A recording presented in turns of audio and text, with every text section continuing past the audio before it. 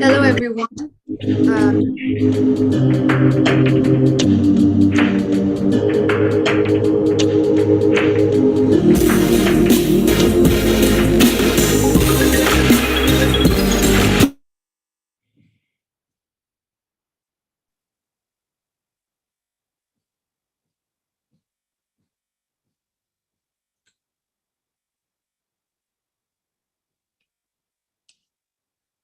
Hi, everyone. I hope you all can hear me. Hi, yes, we can hear you. So, we're really excited today for our book club session on Let Me Hijack Your Mind by Alyque Padamsee. And we have two very interesting and very amazing people with us, including Alyque Padamsee's own daughter, Raell Padamsee, and Vandana Saxena, who co wrote the book. So, before we actually begin with the whole thing, I would really like to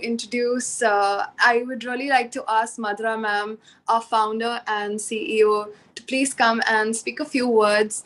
And Thank you, Aditi. And Raell, I am so excited to finally see you on Aspire for Her. Hi. Thank you. Warm welcome, and a warm welcome to you, Vandana. It is a pleasure to have you on our platform.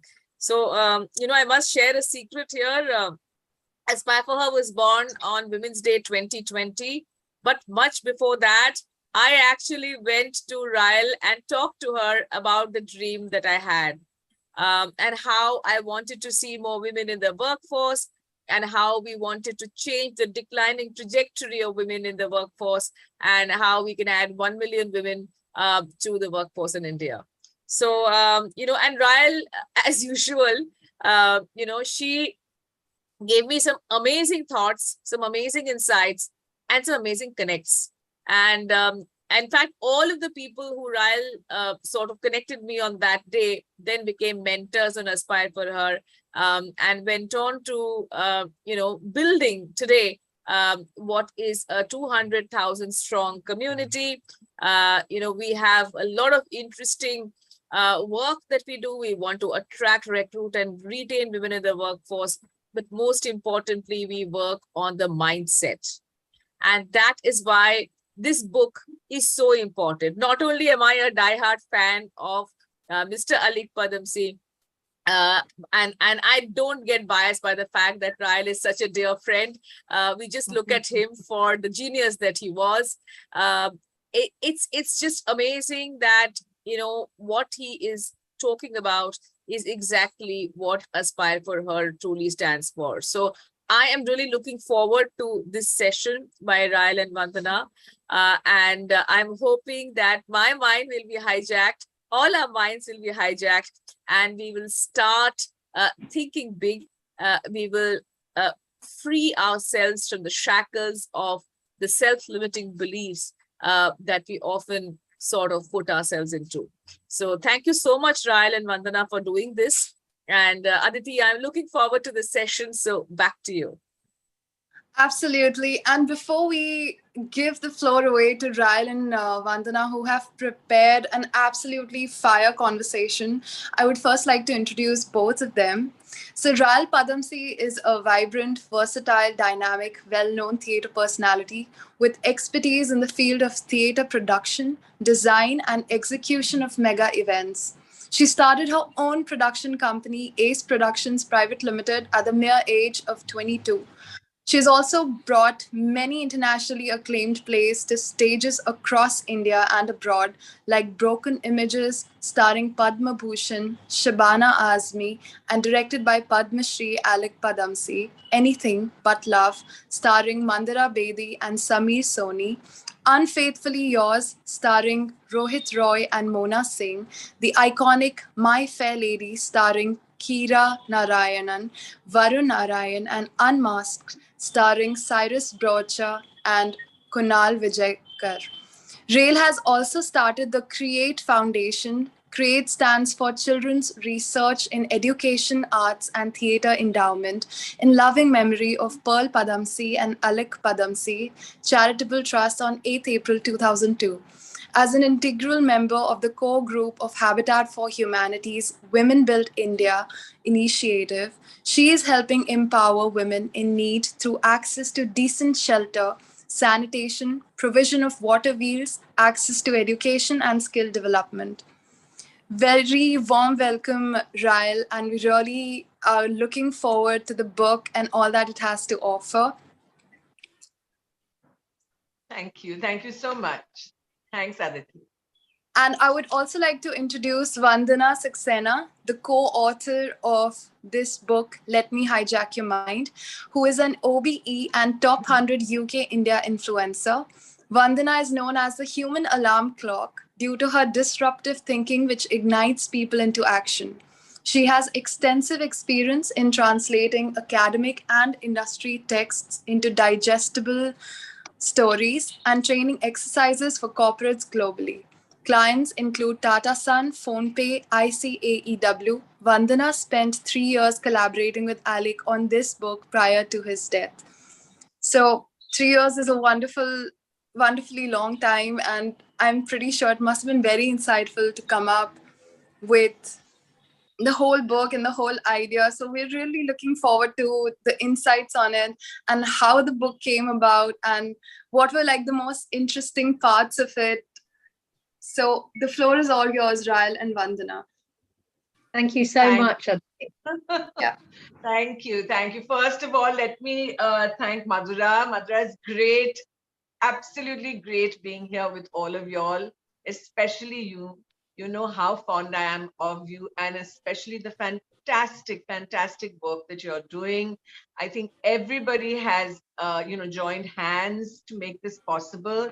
And on the group, so often I see so much positivity and so much care and so much sharing, which is so lacking in this world. And I think what you're doing is amazing, really amazing. Kudos to you and kudos to your team. Seriously.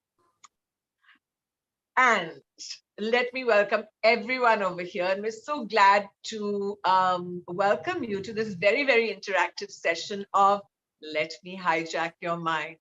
Start your life or restart your life with freedom, written by my father, Alyque Padamsee, and of course, co-written by Vandana Saxena Poria. This book is very, very special to our family. And like Aditi mentioned, it took 3 years to put it all together. And I think Vandana worked with Dad for 3 years, and then she and I worked on this for another 2 years to put it all together, to assimilate all his notes, etc. I think she's going to share a lot of that with us as to the process, because it was an extremely exciting process. But a little bit about my dad, for those of you who don't know him. I think very importantly, he straddled many worlds, and from theater to advertising to public service communication to very, very importantly for him, social activism. The one thread that linked all his endeavors was that he dared to challenge the status quo, dared to think in a different direction, and finally put that all into action. He was always ideating, and that's how, when he met Vandana, the germ of the second book, he'd written an earlier book, called A Double Life. And the second book was born and then came to fruition. Vandana and he spent many hours sharing, exploring, and dissecting so many new and interesting concepts, ideas, life hacks. And this book was the creative outcome. I will not introduce you again to Vandana. She is right here and we're ready to roll. But to kick off the session, we have a few words from our very favorite author and MLA from Thiruvananthapuram. Any guesses, guys? Anyone? Our favorite MLA. Shashi Tharoor. That's right. Hello, I'm Shashi Tharoor, and I'm delighted that we're celebrating the launch of his book, Let Me Hijack Your Mind. Well, it's not really his book, and that Vandana Saxena Poria took the trouble of conducting a number of extended conversations with him, distilling the wisdom, rendering them into fluent and readable prose, and making a book out of it. But the book, in so many ways, embodies some of the finest qualities of the provocative intellect that Alyque Padamsee was. We've all known him in his various avatars as a creative genius, as an ad man extraordinaire, and in my own case, as a theatre director, because as a young man, I was a student of his then wife, Raell Padamsee, at Campion School, Bombay. So my first exposure to Alyque was when he came over to help her in directing Oliver, the musical play, in which I played the Artful Dodger. And some of my more memorable experiences were hearing Alyque barking out to some hapless 12-year-old in the cast, "Stop running around like a chicken with your head cut off," and other such imprecations. Alyque was wonderful. We got to see a lot of each other over the years as I was often invited to their marvelous home on Woodhouse Road in Colaba, where plays would take place on the terrace and sketches.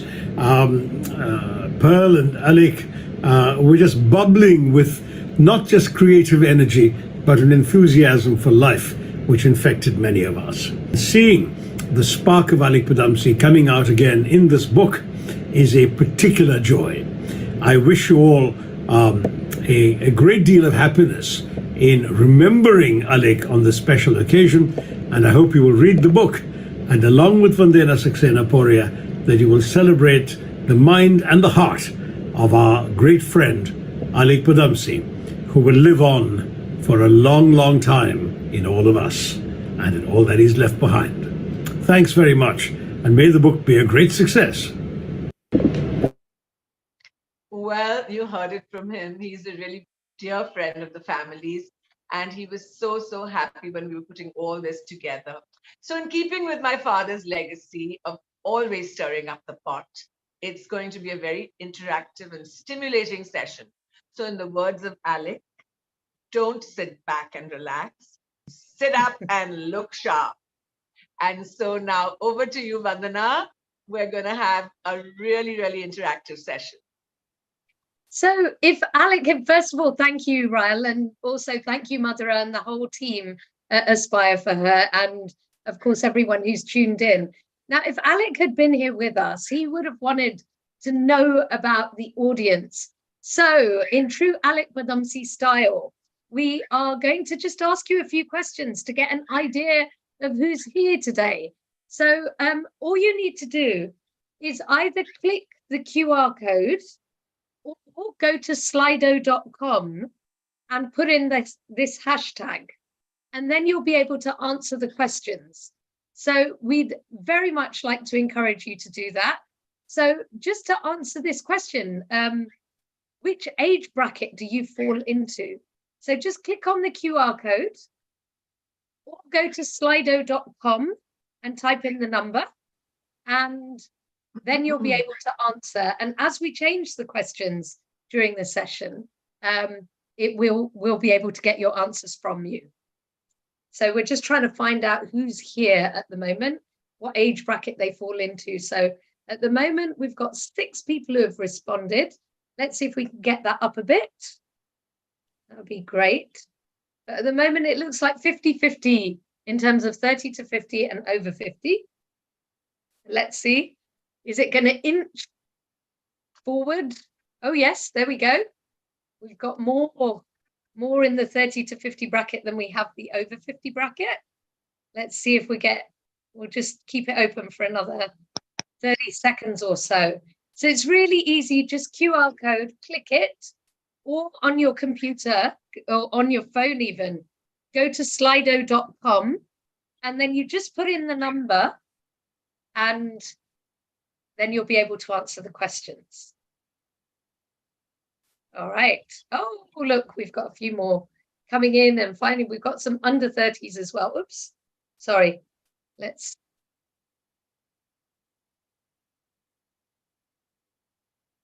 just see. We'll give it another 10 seconds or so. See if there's anyone else.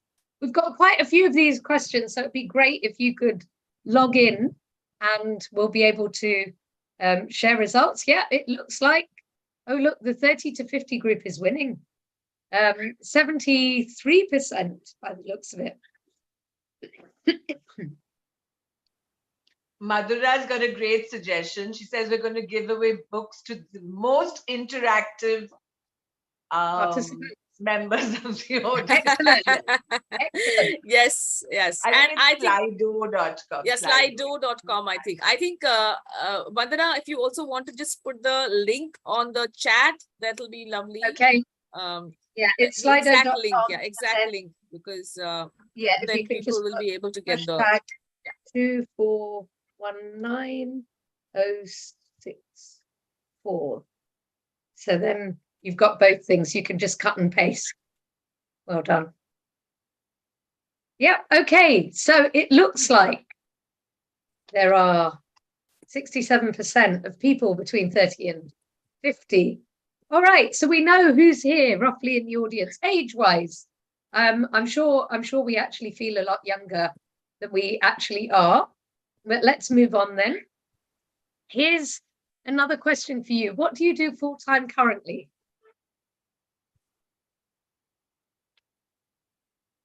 So if you're already there, it'll just change automatically. Okay, so just trying to figure out who we've got. So we've got quite a few of you who are working in something you really enjoy, which is great to hear. But 25% not fulfilled. 21% looking for work.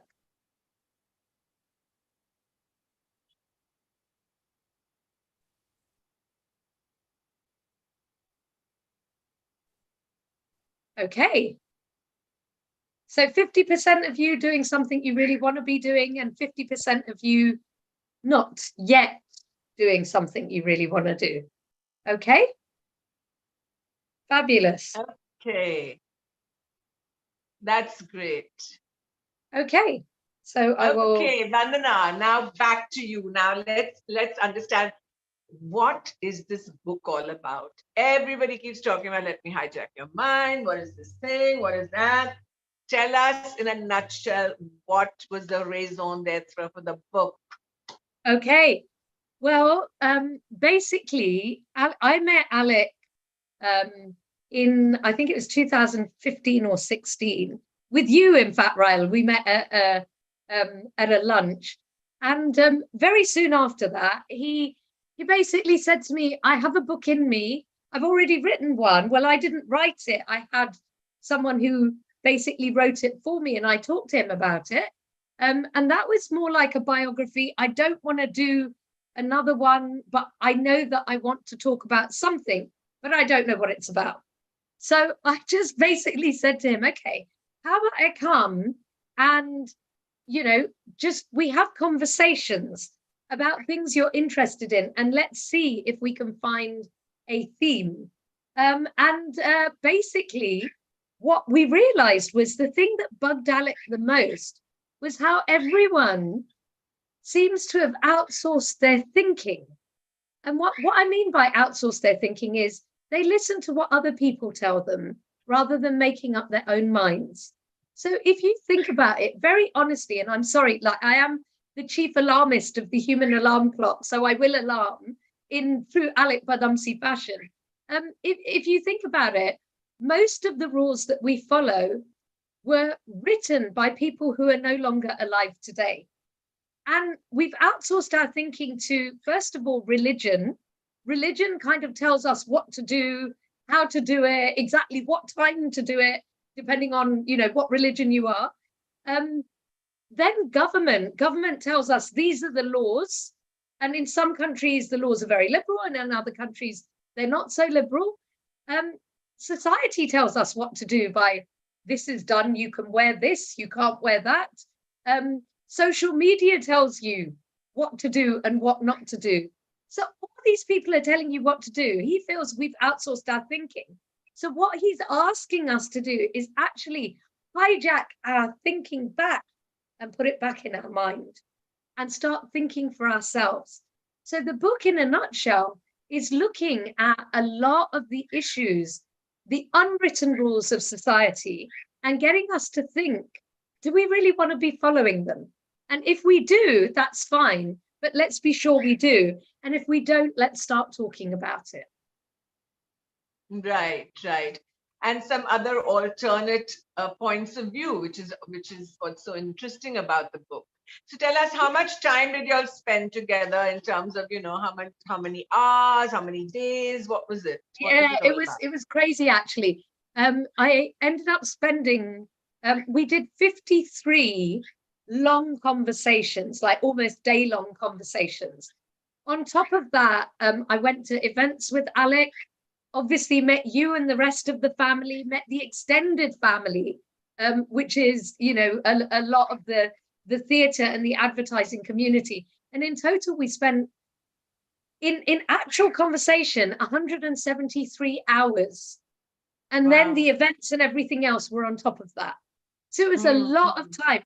And Raell, the other thing that you have to remember is that Alyque, well, he was not diagnosed with it, but I can tell you, I feel he had ADHD. I certainly have ADHD. So what we do in 1 hour, the kind of conversation we have in 1 hour is the kind of conversation that would normally take most people 2 hours or 4 hours. So when I say 173 hours, I would actually say times that by 4, because we were racing through conversations, like going back and forth, in true Alyque Padamsee style. So it was a lot of time, and it was just an amazing experience. Lovely. Sounds very, very, very exciting and stimulating. Yeah. So Vandana, I think let's share with the audience one of our favorite chapters for sure, which is, and I think it's very, very prudent and applicable to our audience here today. And that is 10 for men and 0 for everyone else. So it's a very interesting chapter. You can understand by the title itself. And if you could just share with us a little bit about what that's all about. Sure. So, Alyque was I was going to say pro-feminism, but it was beyond that. He actually adored women in many ways. He felt that they were much, much better than men in many capacities, but just weren't given the opportunity. If they were given the opportunity, somehow there was something in them that kind of stopped them from moving forward. And so 10 for men and 0 for everyone else is really talking about the fact that we live in a patriarchal, hierarchical world where, in my words, and this was one thing he loved, 80%, if you think about the world as it is today, 80% of history has been written by men and about men. 80% of religion has been written by men and about men. 80% of the gurus that you hear, you know, are men. In fact, I would say almost 100% are men. But 80% of art, literature, science, agriculture has all been like literally designed or written by men, normally on topics that men are interested in. Where is the female voice in all of that? So, you know, if you think about it, if women had had an equal say right from the beginning, do we think that the working world would be 9 to 5, Monday to Friday? It wouldn't, right? It was obvious. And Alec realized that he could see things that many other people couldn't see. Now, a lot of people felt that he may be a chauvinist, or he uses women to get attention. But actually, if you go back to the Raell ad, if you remember Raell, the woman in the waterfall, for him, the reason he had that woman in the waterfall was he designed questionnaires, went to the villages to actually say to women, when do you feel most free? And the women actually in the villages looked at him and said, do you want us to tell you honestly? And he expected them to say, you know, at a wedding when I'm looking really glamorous or I've got some makeup on. And they said, no, we feel most free when we're in the bathroom having a shower, because that's when we can, you know, our imagination goes wild, we can let loose, we can really be who we want to be in the bathroom. And that's when the idea for Raell came up, which was, this is all about freshness, and this is about giving women freedom. And that's very much an angle in this chapter. So this chapter is all about, why are men the way they are?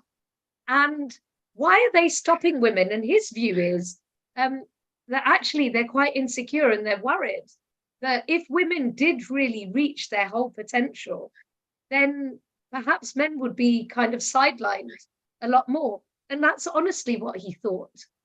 So he goes through the chapter and he looks at things from a woman's perspective. He looks at, and he talks about all the things that women do really well. And he also talks about the reason why men are so afraid of women, and how women really need to stand up for themselves. Raell, would you add anything else? Absolutely. And I think also the fact that because of all our conditioning, I think women themselves also believe in this, and they feed into this so much. I think that was a huge insight that you know, he had, that it wasn't only about just the men insisting that they behave in the way they do or adhere to all the rules and regulations. Because there's so much conditioning, they believe that they should. And that's the whole point of, you know, opening up your mind to different ideas, different kinds of thought processes. Just one, so really, Vandana, do we want to take? Yeah, just before we do that, I was going to say, I'm just going to read you like one paragraph from the book. And I think it kind of talks about a few of the things, or I'll just read a couple of bits. It's a funny old world we live in. We acknowledge that women are 48.1% of the Indian population. While 1.9% less than parity may not sound like a massive difference, like it's almost 50%, it means there are 54 million fewer women in India than men. Incredible. And if you trawl the internet, there are countless articles about villages where no girls are being born to villages. And so therefore there are no women to marry. And tut, I hear you say, but Alyque, it's a problem of backward rural India. I'm afraid not. Let's come to the issues facing urban India. While the sex ratio in our capital may be 866 female babies to 1,000 male babies, you might be surprised to know that some of the most affluent areas of Delhi have the lowest ratio, 775 females to every 1,000 males born. I hope you're raising your eyebrows. Now think about the fact that while over 50% of people graduating with a bachelor's or master's degree are women, women only account for 10.3% of the urban labor force in India. Many firms are proudly saying that 50% of their new hires are female, but this decreases drastically the further up the organization you go. So what's wrong? Everything in our world today, in my not so humble opinion, is judged by men's standards, and therefore women don't have a hope in hell. Why? Just look at what men's standards seem to be based on. According to the state of the world wars that have taken place and extremist activities, it's all about aggression, power, and money. Their idea of beauty, their idea of progress. And whether you look at consumerism or capitalism, it all is built with the hallmarks of dominance, no matter what, to beat everyone else and find your place at the top. So I'll stop there, but it really echoes what you're saying. And the whole point of this chapter is to get women to think about standing up and really claiming their place in society. Absolutely, absolutely. And do we want to share the next poll with the audience and link it to this particular chapter? Yeah, sure. So we have another poll question for you. I will just... And this is one where you can actually type something in yourself.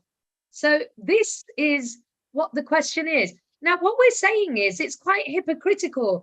Like all the media is saying we need more women in leadership, but then they don't realize how challenging it is for women. You know, you all have faced it when you come back to work. It's really hard. It's like, well, what have you been doing? You haven't really got any skills to compete with your male counterparts. I would argue, as a mother of now a 16-year-old and an 18-year-old, motherhood taught me everything. It taught me multitasking. It taught me negotiating and politics, because having to deal with the in-laws wanting to come and the parents wanting to come to spend time with the grandchild, you end up having to play this really pivotal role of negotiating, etc.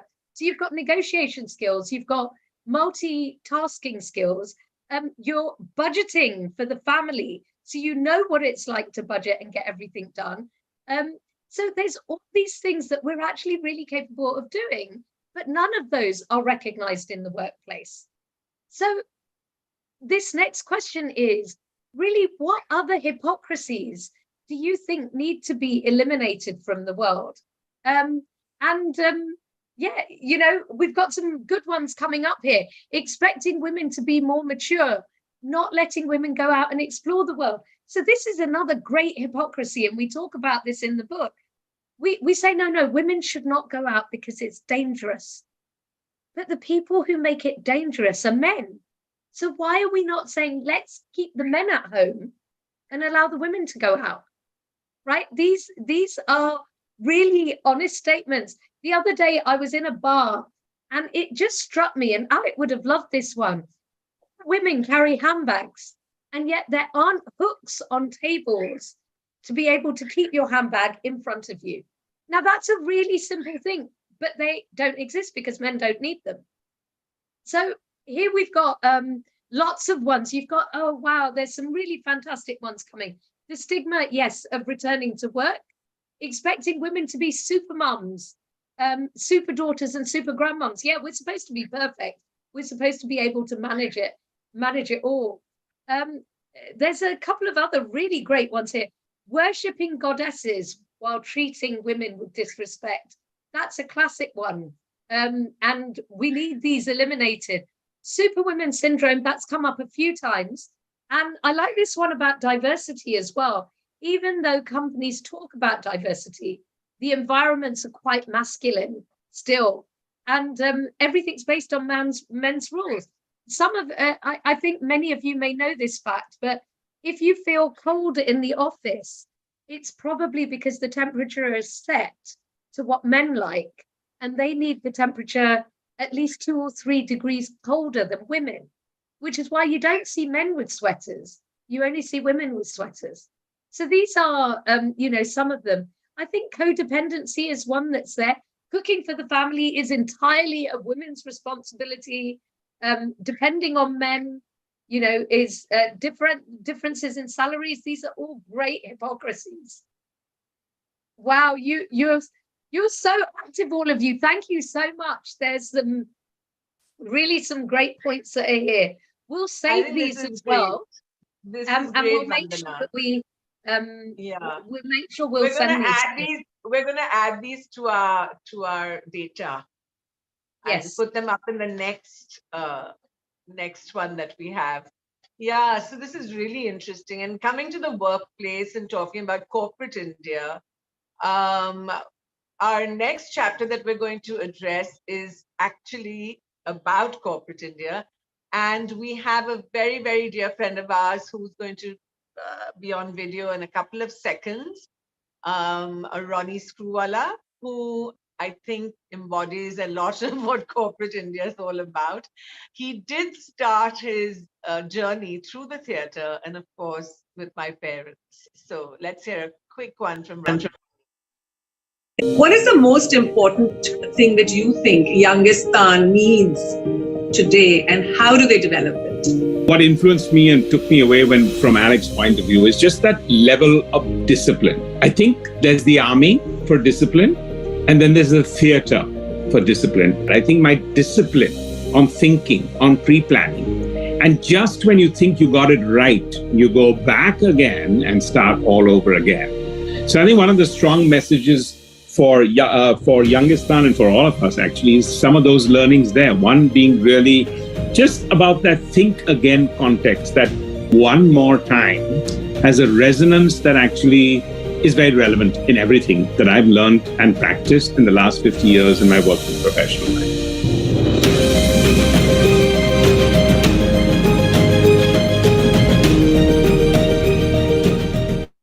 Right. So there's a wonderful chapter in the book, which is Make Way for the C?O, not the CEO, not the CFO. Here, I think he examines different roles that one has to now play, now absorb, now bring right into the company, right into the forefront of the company, because those terms are really quite redundant now, the ones that we used to have. So Vandana, tell us more. Yeah, so Alec, when he took over Lintas from his predecessor, one of the things that he realized was that people were coming to work and they were kind of happy at work, but that feeling when people leave on a Friday night and then when they come back in on Monday morning. So Monday morning was kind of gloomy. And Alex said, well, if I really want my people to do their best at work, I want them to be happy all the time. So he started to look around and he said, the office needs to feel like a family. And if we keep it very business focused and target focused and profit driven and all about, that's everything, that's what it's all about, then people are going to get disheartened, because people, and remember, this was a conversation he was having in the 80s. That's the kind of conversation that's being had today by most of the CEOs. So what he started doing, for example, was he said, Monday morning, when you come into the office, we are going to do red carpet Mondays. So you would literally get out of the lift and there would be a red carpet and there would be food and snacks and drinks, obviously non-alcoholic drinks, because it was Monday morning. But he said, I don't want you to go to your cubicle. I want you to stay there and talk about what you did over the weekend, share with everyone, or ask people what they did and what they're looking forward to. And so people would come in and they'd be eager to share what they did over the weekend, what they did with their families. People would get to know each other. So the marketing department would get to know the production department, whereas before they wouldn't even talk to each other. And the production department would talk to the copywriting department, etc., etc. And instead of them being positions, they became people. And from people, they became friends. So he helped turn faces into friendships through this approach that he had. So he said, I wasn't really a CEO, because a CEO is a chief executive officer. And he said the word executive is like execute. It's like, he said, I'm not that. He said, I'm more like a CSO, a chief stimulation officer. I want to stimulate people and get them really happy and active and ignited so that they want to go on. So this chapter is very much about what are the different titles we could have. So he talks about being the CIO, being the Chief Innovation Officer. He talks about being, I don't know, Raell, what are your other favorite ones from this chapter? I think the CVO, Chief the Visionary Chief Values, the Chief Values Officer. Values, absolutely. Yeah, so he was well into that. He said, how do I be my values? How do I act my values? How do I look at building value and adding value to everyone's positions and also to our clients? So he was very much about that. I think let's also share the next question, the next poll question. So here's another one. So I want you to, again, be thinking about, if you were in the workplace, what would you like to see? So hold on, sorry, there we go. What new titles should we adopt in the workplace? So, you know, one that I believe and I brought into my organization was the CBO, the Chief Belonging Officer. Because for me, it wasn't about diversity and inclusion. It was always about belonging. If you feel like you belong, you have psychological safety and you perform so much better. So when I was running my companies in Eastern Europe over a 10-year period, it was always about belonging. And the same when I was in India. So I'd really like to know from all of you, and so would Alyque and Raell, what new titles do you think we should have in the workplace? So Chief What Officer? I mean, I think we should have a Chief Women Officer, because there we go. It's a really good one. Chief Wellness Officer, Chief Mental Health Officer. Absolutely, especially in today's day and age. And while you're doing that, I'm just going to get out and give you some more of the titles that we came up with in the book. Oh, these are good. Chief Behavioral Officer. I like that one. Oh, here we go. This links back to Ronnie Screwwala, the CDO, the Chief Discipline Officer. Alyque was very creative, but he said even with creativity, you need discipline. And you need to, you know, here he says, creative people often say, oh, I don't want to define that because then that takes away the beauty. And he says, no, define it. Because if you don't define it, how can we work on it? The Chief EQ Officer, that's a great one. Chief Culture Officer, Chief Happiness Officer.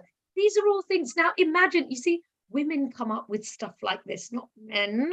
That's why we need you all in the workplace, because you would create these positions. You would create new positions that would really encourage people to thrive. So Chief Nurturing Officer, and I like that, Officer of EQ. I think I like that. I really like that. EQO. So really some absolutely great ones here. Just some of the others that, oh yeah. So another CIO one is the Chief Improvement Officer. So it's about everyone improving. The CVIO, which is the Chief Visionary Officer. So he says, in both my plays and in advertising, I had to be able to create the vision before others could see it. And if I had the vision and could explain it to them in glorious detail, the team would be able to deliver it. And that they did, day after day, year after year, and decade after decade. I was the Chief Visionary Officer. So there's some really great examples.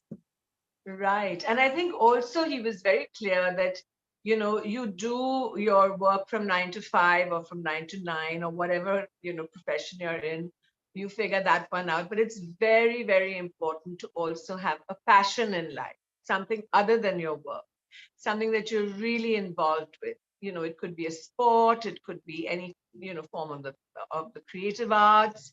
It could be just about anything. I mean, somebody the other day told me that, you know, one of the corporates that I was talking to, and that to a gentleman. And he said, you know, I took up calligraphy during the lockdown, and I felt like it really, really helped me expand. And I felt very empowered and liberated that I could do this, you know, and I wasn't only stuck to all my number crunching and things like that. So let's ask the audience that if there's any other passion that they would like apart from their work, which of course is their passion, we know that, but any other passion. Can we punch it in, Vandana? Is that possible? I Do we have that? do Okay. that, yeah. Just give me a second. Or they can just put it into the chat box. Let's get them to put it into the chat box and I'll Sure.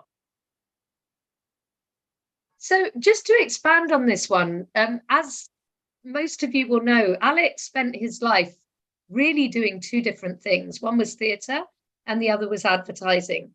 And he would often tell me about how much he learnt from theatre that he then applied to his advertising work. So, for example, he said that on theatre, if you're going to show a train, for example, on theatre, in a theatre set, he said you have to think about how the people are going to sit, how you're going to be able to show movement. Now, you know, just having to think about how that works and then getting the timing right of it, he said was something that helped him think through ideas in the workplace. And also when you put a theatre production on, you have to get everything right beforehand. So it taught him a lot about project management. And so he said one of the main reasons for having another passion other than your work is it can teach you something. So I noticed that somebody had put in the chat box gardening. Now, I think I really think Prabha put that down. I really think absolutely gardening can teach you so much about how to have a really happy work life. Why? Because in gardening, you have to prune. You go through seasons in the workplace. If you think every day is going to be fun, it's not. You go through seasons in the workplace too. Not every day and not every week is going to be perfect, but you have to know that there are going to be times where you have to change according to what's going on in the workplace. It might be because a recession hits. A recession hitting is a bit like winter coming on, or, you know, a massive thunderstorm happening. So what do? In that situation, you just have to safeguard as much of your garden as possible. In the same way, when a recession hits, you have to safeguard as many of your staff as possible. But you also have to know that you will have to get rid of some people to be able to make sure that the rest of the organization survives. Just like in a garden, you can't save everything. There's going to be particular plants you're going to want to save. So, you know, there's so many analogies that you can make between the two. I see that quite a few people have put down writing. I mean, writing is just incredible, whether it's writing a journal or whether it's writing prose or poetry. I can tell you that I've been a closet writer for many years. All through my teenage years, I used to write lyrics for a pop band that never went anywhere. And I used to write poems, but I kept it quite hidden. And it was only really in my 30s that I started to write more. And then I got a couple of books privately published. And then Alyque asked me to write this one. So, you know, the things that you're really enjoying can actually become your main career, but you need to take a bit of time to kind of get there. I noticed that also somebody's put in hiking, I think. Oh, Aditi, you've put in hiking. So hiking teaches you so much that you can use in other aspects of your world as well. I mean, things like resilience, hiking really teaches you just at that moment when you think you can't do any more, and then you manage, you get this real buzz, just like when you don't think you can finish a project and then you finish it, you get a real buzz. So I think your hobbies, and this was the main thing that he wanted to say, your hobbies can actually teach you a lot that you can use in the real world if you start making connections between the two. Right. I think that one of the main things he believed in was cross-pollination. You know, he'd take an idea from here, like you mentioned, from the theater, cross-pollinated into advertising and vice versa. I think it made him that much more, what can I say, creative. It opened his mind. And of course, absolutely, to think out of the box was just, you know, an understatement. I think he was one of the ones that invented that phrase. But now coming on to one of our very, very, very interesting chapters. I know it's, you know, thrown up a lot of, oh my God, what is this about? Do I really want to go there? But it's a fascinating chapter. I really think it's one of my favorites for sure. It deals with whether you really need to have a renewable marriage license every 5 years. It's not about that you need to separate or divorce or anything. It's about a renewable marriage license. And Vandana is going to share something about that with us. Yeah, so Alyque used to say, and we used to have this discussion about, think about life, right? Think about when you go into school. Every year at school, you have to take exams to get to the next grade, right? So you go through all of school like that. And then when you go to university, it's the same. You have to take exams to get to the next grade. And then you go into the workplace and you have an appraisal every year. So you can now see where this is heading. But the one contract that we willingly enter into with another human being is until death do us part. And Alyque says that is a recipe for disaster. Now, obviously, Alyque was married 3 times, so he knows a fair amount of this. And he said at no point did he ever sit down and assess his marriage and say, am I being a good husband? Is she being a good wife? And then he started talking to people about it and said, do you think we need some kind of renewable mechanism in place, not to create divorce or separation, but just to get people thinking about, why am I in this? Why did I choose to be in this? And he said, and he asked men and women, and he said, you know, do you think we should have some form of renewable license? Interestingly, the men said, oh, not sure, but if it is, then it should be every 7 to 10 years, whereas women were going every 3 years. Every 3 years, this should be renewed, right? In the end, he decided to go in between the two, and he came up with this idea of a 5-year renewable marriage license, with the idea that every 5 years, before you renew, you sit back and assess the marriage, and it would only be renewed if both parties agreed that it should be renewed. So you would sit back and assess the marriage, and then you would decide, you know, maybe I'm not doing enough for him or her. Maybe I need to woo them a bit more, go back to being like the boyfriend or the girlfriend for a bit, bring the spice back in. And that was his idea. And, you know, we talked about the fact that when marriage was invented, and it was invented, remember, it doesn't exist. It came from someone, some human, right? This idea of marriage. When it was invented, the chances are we probably died when we were 30, because it was thousands and thousands of years ago. So you were only ever married for 10 years or 15 years. But now people are living to be 100. So you're going to be married for like 7 decades. And is it fair to really go that length without renewing it? So in that spirit, we have a question to ask you. And that is, what do you think of this idea?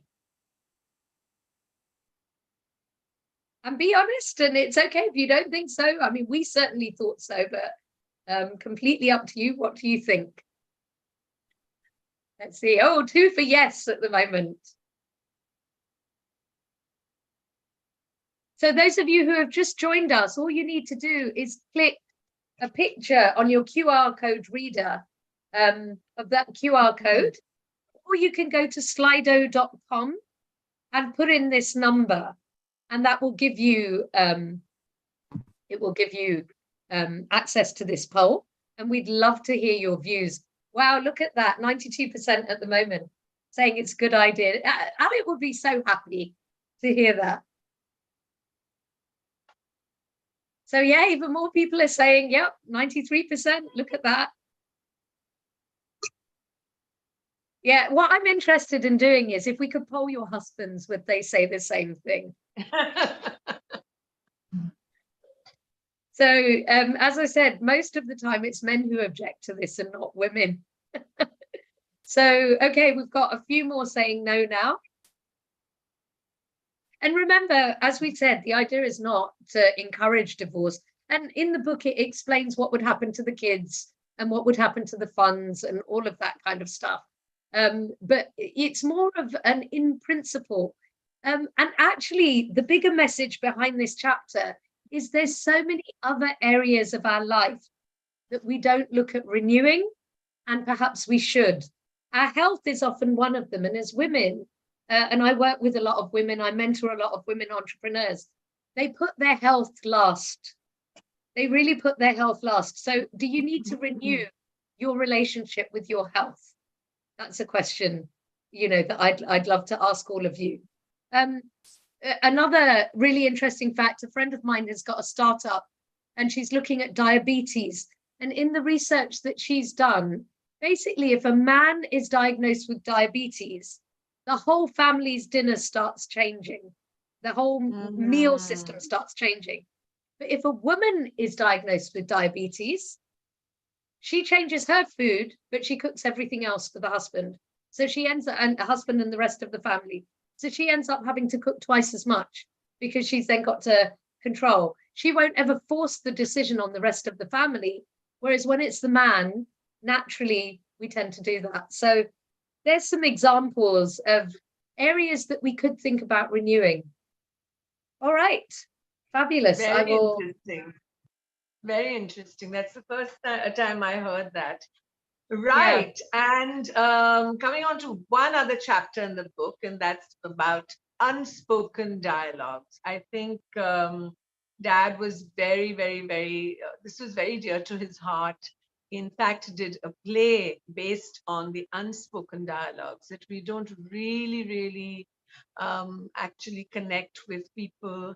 There's so much in us that we want to share, and invariably we never speak about it, or we speak about it to complete strangers. You know, it's something to really think about.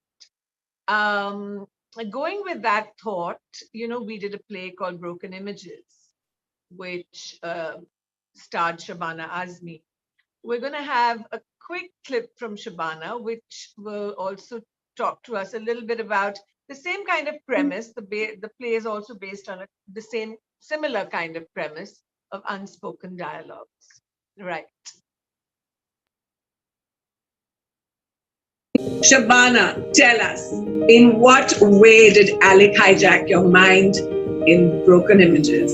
I mean, that is putting it mildly to say that he hijacked my mind, because he really took over my life and did it in a way that I am still very, very grateful for. When I first started working with him, I had different notions about how this was to be interpreted between the two sisters. And it was really Alyque prodding me on, pushing me in the direction of how I could reinterpret the part.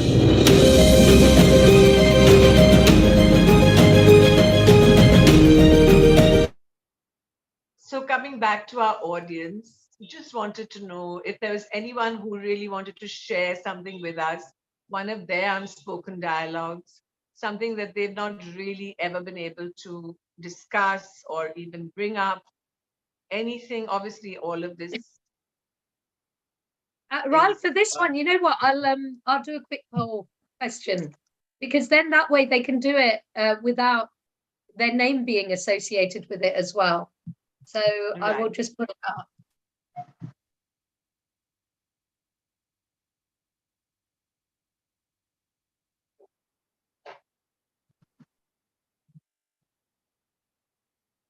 Okay.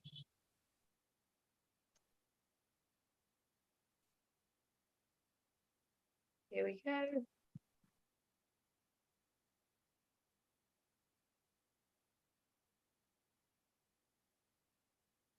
Oh, it's not coming up. Okay. I will try and No figure worries. out.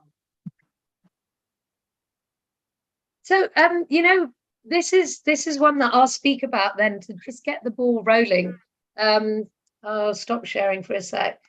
So when I was 18, I had imagine, so during my 12th exams, and Alyque helped me with this a lot, actually, you know, kind of coming to terms with it.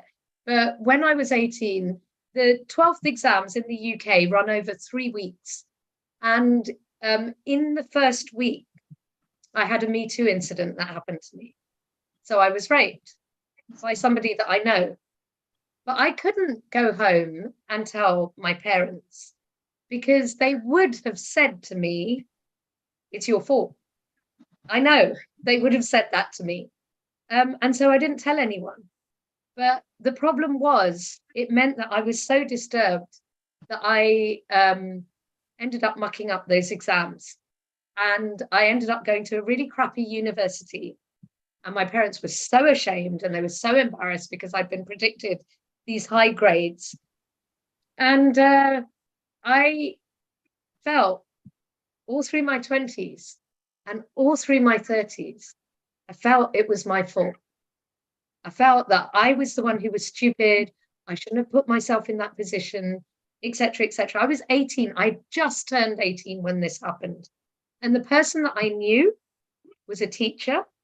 And the person that I knew was somebody who had groomed me when I had trauma therapy. I realized that I'd been groomed for 2.5 years. The guy was a paedophile. Now, the reason I talk about this openly now is because in every session that I have done, there is some woman who has come out and said, oh my God, I can't believe you talked about that. I have been holding this, or I've been holding that. And actually, I did a session with a this was in a public forum. I did a session, there was myself as moderating it, but also speaking as a survivor. There was a sex therapist, and there were 2 other people from professions. There was a mental health practitioner. The sex therapist said, one of the challenges that happens to women when they're being raped is having an orgasm is actually it's a physical reaction that can happen. And as a result, there's a whole load of women who have been raped who actually orgasmed, and they get very angry with themselves because they say, oh, I must have enjoyed it. It doesn't mean you enjoyed it. It's just a physical reaction that is automatic in your body. Now, I'm being grossly unspoken about this because there are so many traumas that we have heard from women and from children on the unspoken dialogues. Another one that was given to us, do you remember, Raell, at the last event we had in Pune with Anand Deshpande, a 14-year-old girl stood up and she said, you know what, I'm going to say something that is going to, well, she didn't even say this. She said, you know what, if you want to know why kids my age have depression or are suiciding, it's because our parents don't have time for us. And there was silence in the audience. And she said, I mean it. You guys are more in love with your mobile phones than you are with us. You spend more time on that device than you do talking to us. And even when you're talking to us, you are thinking about that. And then you worry about us being on the internet too much. And you worry about us having online friends. If you're not there for us, who's supposed to be? You know, what are we supposed to do? And the whole audience just went absolutely silent. And we could see how much it had hit everyone. Now, I took that little girl out for dinner last week before I came to Sydney. And, you know, I said to her, how did you feel after you said it? And she said, I felt amazing. I felt free. I felt like I finally had a chance to say something that I was holding inside. And that's the power of the unspoken dialogue. When you finally get an opportunity to speak something that is unspoken, it really, really brings a lightness to you. And then you also find, oh my goodness, it's happened to 20 other people. And then you start thinking, oh, wow, it's not just me who feels like this. It's not just me that's upset by this, etc., etc. So is it time for us to stop having that Facebook face or the Instagram face and start talking about things that really matter? That's our question for you. And Raell, if you talk to the audience for a minute, I'm going to see if I can get that that question up on Slido. Right. I think that it's also extremely cathartic, you know, just absolutely just listening to your story, Vandana. I mean, you know, it's for all of us, I'm sure it's very disturbing, and to feel what you went through, and moreover that, you know, you've also shared it with us, which is so important. I mean, I'm sure all of us have different stories, different unspoken dialogues, which could be, you know, I mean, obviously perhaps not as traumatizing as yours, but definitely things that we don't really address. We do not address it. I don't know whether we're scared, we want to keep the peace, we want to be able to conform, we want to be able to, you know, keep the status quo. But I'm not saying, and nor was Daddy, you know, under any misapprehension that you should stir up the pot when it's not necessary. But he felt very importantly, for your own liberation, for your own sense of freedom, your own sense of empowerment. I think that's very important, to be able to address issues that need to be addressed. So yes, I see you've got it up and running. Yeah, I have. Because I think this is an important one, and I think this group, you know, I want to say to all of you that I want to say to,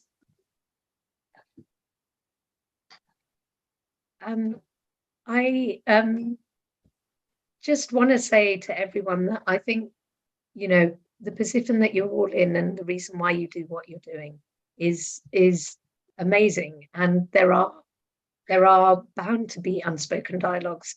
Sorry, I've just been asked to whisper because it's very late here in Australia and I'm keeping everyone up. It would be really great if people were willing to share, and I can see that a couple of people are sharing. I'm just going to move rooms as we do this last one.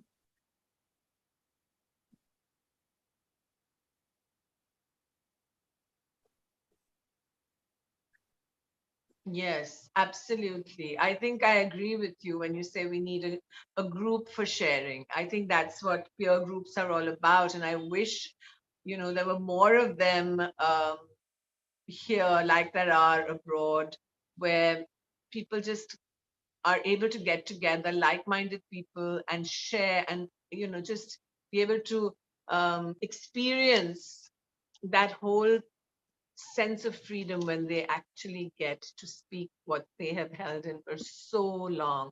And as Vandana rightly said, to know that they're not alone. I mean, that's the key to it. So often we just, you know, are so depressed because we really feel like we're the only ones going through this issue, but obviously that's not true. So yes, I think right. That's a really beautiful one that's come up. I lost my mother to blood cancer, and the pain of not saying a final goodbye is something I cannot seem to be able to cope with, and is so unheard. Wow, I really feel for you, and I think all of us do. That's such a hard thing to have to go through, and thank you for sharing that with us. And I think many of us have got people that we're close to that we may have lost and we never got a chance to say goodbye to. But I think when it's your own mother, it's really hard. So thank you for sharing that. And clearly there are, people are saying that there are things. And as you said, Raell, I think you're absolutely right. If you can have forums where you can speak, that really, really helps. I think, yeah, and the other thing is we kind of think that we're being mature by not talking about it. But if it is something that's impacting us, having studied the science of Tibetan and Ayurvedic healing, I can tell you that you're holding it in your body, and it ends up manifesting in some way. It might manifest as stress, it might manifest as back pain, it might manifest as some form of illness, some kind of anxiety or some kind of illness. So it's really important to deal with it and not let it stay for too long. Right. So I think a lot of people have shared, but all I would urge you to do is just find somebody who would, listen to you in a very unbiased way, and do try and address the issues that are, upsetting you in some way. I think it's important. It's very important. That's exactly what Vandana said, because it does manifest itself in so many different ways. We just are used to suppressing a lot.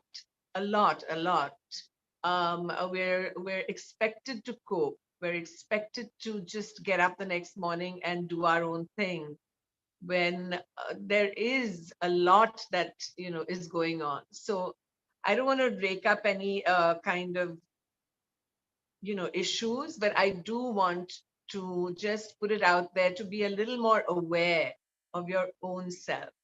And a dear friend of mine keeps saying this to me all the time, which I think I will share with you all. What she says is, you know what, really be a friend to yourself first. And I think that's really, really important. Okay, so coming back to the book, we're just going to go on with our chapter on bonus babies. This is my favorite chapter, absolutely. It's impacted my life a lot. It's the art of giving back. I think a lot of us, are impacted in many ways by things around us, but that's where it kind of stops. We don't really take that action to do something about it, to go out there and actually help another person, or contribute to society as a whole. I think those are very, very important ideas, and I think Dad has put this forward so well, so brilliantly, and I hope that more and more people get to understand and put those thoughts and ideas into action, because it's really about us being bonus babies. Vandana, if you can share a little bit on that. Yeah, in fact, I was going to try and find the beginning of the chapter, because I think it summarizes it really well. So here you go. This is what Alyque says. Wow, lucky you. You are one of the luckiest people in the world. Yes, I'm talking to you, the one reading this book or listening. Have you realized how lucky you are? I beg your pardon, I hear you say. You have no idea of my life, Alyque, the troubles I've been through and the sorrows I've faced. How dare you call me lucky? You don't know me. Well, excuse me for being presumptuous, but there is an exceptionally good reason if I am that way. If you have the ability to read this book, it means you're somewhat educated. If you have the ability to buy this book or read a ripped off copy of it online, then you have the money either to purchase the book or to have a mobile phone, Kindle, or computer. And that puts you in the top 1% of the global population. You are not one of the 2/3 of the population on Earth that lives on less than $10 a day, or one of the 10% that live on less than $1 a day. You're not being trafficked for sex or begging on the sides of the street. I doubt you are living in inhospitable, unbearable conditions. So again, I say, lucky you.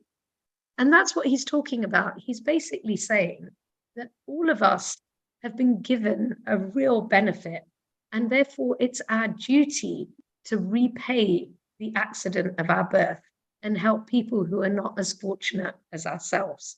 So we should always be looking at doing something in order to give something back, like Madhura's doing, like Raell is doing, like many of the mentors that you have at Aspire for Her are doing.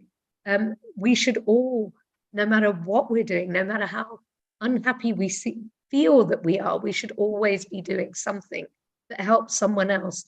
Because the corollary of that is when we do help someone else, it also makes us feel good inside. And it changes the way we feel because we start to feel more gratitude. Absolutely, absolutely. And now coming to the last bit of our session, we have a very, very lovely video coming up, which tells you about the new 10 commandments that my father chose to write. I'd love you to look at them carefully and tell us which is your favorite one by the end.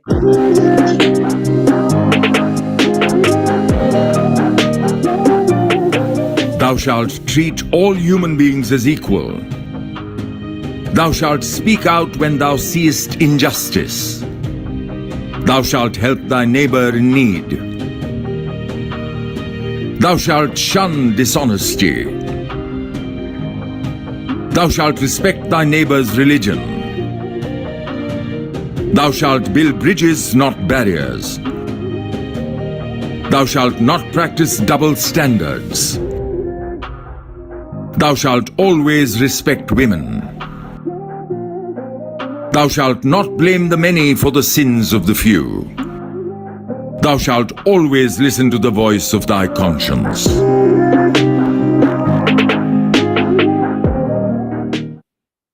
Right. I think we can put this in the chat box. Anyone, any of their favorites that resonated with you the most? Okay. Bridges, not barriers. Yeah, I love that one too.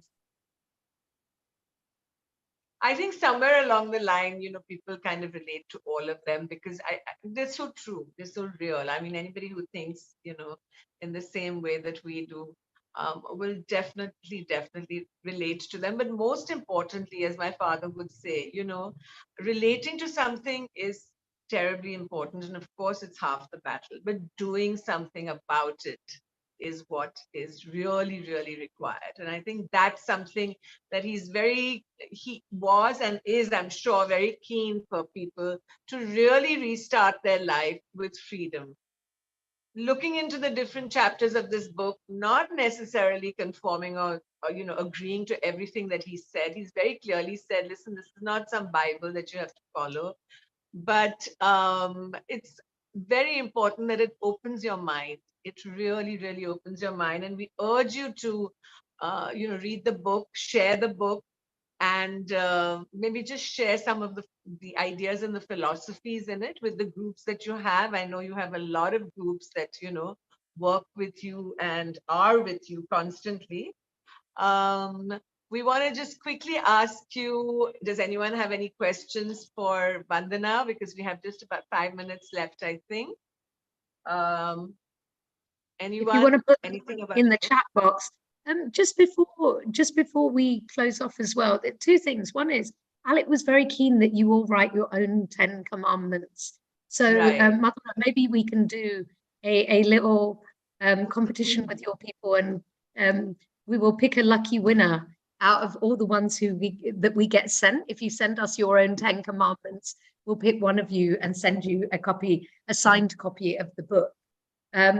The other thing that I wanted to say is just a personal thing as a woman, as a mother of 2 kids, as a divorced woman.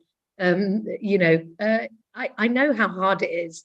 And I want to tell you that when I met Alyque and the family, Raell and Shazan, I was just in awe of all of them. And there was that whole imposter syndrome going on within me that, like, why have I been invited to this lunch? Why am I meeting them? And Alyque all of them were so warm. But when Alyque said to me, oh, you must come and see me in Bombay sometime, I was kind of very nervous about making that step.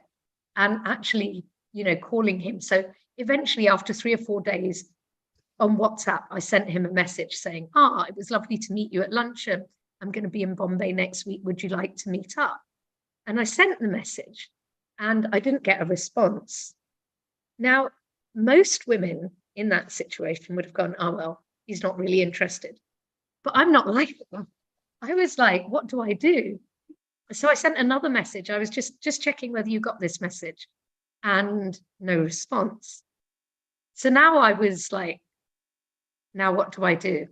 But I was so determined that I wanted to meet him again. And this was way before we talked about writing a book together.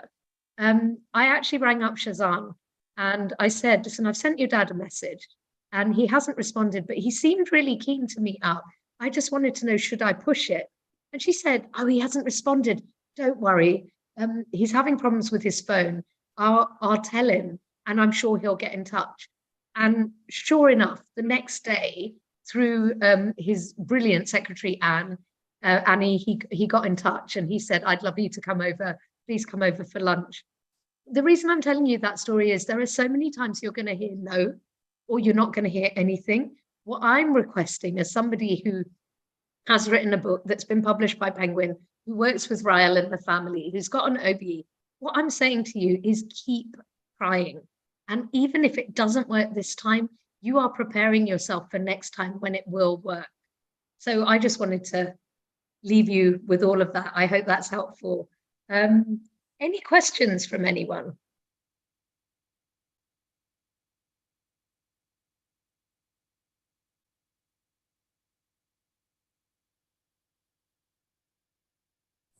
If anybody has any questions, you can raise your hand or just unmute yourself and directly ask.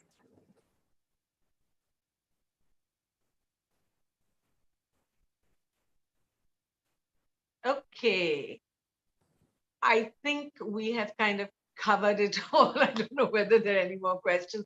It's certainly something to ponder about. There are lots of issues that we brought up and, lots of interesting ideas. I think if anyone wants a book, it's available on Amazon. It's available at Crossword. It's available at quite a few places. And we'd love, love, love for you to get a copy and tell us what you think about it. We're so happy to have you all here with us. Madhura, thanks once again. It's been such a pleasure to, engage with all of y'all and share Dad's vision and his ideas, especially through Vandana. And yeah, over to you, Matt. No, thank you so much, Raell and Vandana. And I was eagerly looking forward to this session. And thank you for making the time for us. There are a lot of mentors here at Aspire for Her who actually came in here, including the person who's just joined a few minutes back. Her name is Sonam Sethi, and she is here. So big hi to all of you. I can see Divya, Mahashweta, Nupur, and of course Sonam, and I can see I saw Deepa some time back. So thank you so much. I think our team at Aspire for Her also had a lot to learn from what you discussed, and how to hijack your mind actually sort of weaves into our own daily lives as well, especially the last bit that you said, Vandana, about never just giving up. That's what we try to do every day. We try to live through that motto. That it's been terrible for women in India. We've seen decline in the women's workforce participation for the last 15 years, but I'm sure that we cannot give up on this problem. We have to find a way to solve the problem. So thank you very much once again, and we look forward to having you again, Raell, on Aspire for Her, both you and Vandana. Thank you. Thank you so much. Thanks, everyone. Thank you, Thanks to the team as well. For such a beautiful, beautiful book. It challenged everything that you've been brought up listening to, and it just urges you to break free from the patterns that you're mostly used to, like a renewable license. And that was different. Like nobody ever saw it coming, that you could even think in that direction. Or the fact wherein you're asked to unburden yourself and speak out your truth and find your own freedom via it. So it's been really interesting to listen to all the different aspects that the book is covering. And thank you so much for introducing us to Let Me Hijack Your Mind, and to Vandana as well, but I think she has sort of dropped out of the call. But thank you so much for such a wonderful and a very, very interesting session that I've been to in a very long time. It was really interesting having you around here. So thank you, and hope to see you again soon. Absolutely. Thanks again.